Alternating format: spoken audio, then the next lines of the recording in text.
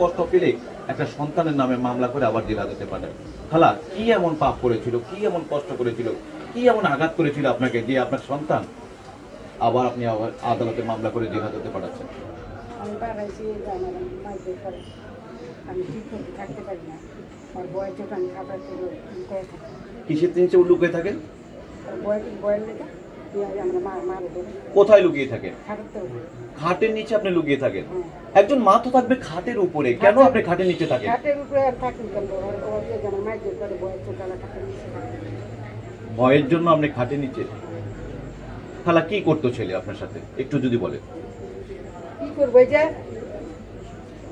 Mic করবো, কিছু না দিলে টাকা পয়সা না দিলে আমি মাইক করবো। তারপরে আজকে ওয়ারেন্ট ইস্যু করে তাকে আবারও জেল হাজতে দিতে চাচ্ছেন।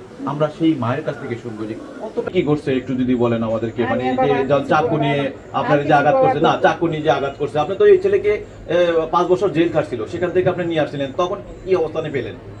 আনছিলাম মতো তো মনে করছে ভালো হয়ে থাকছে, অনেক ছিল ভালো, অনেক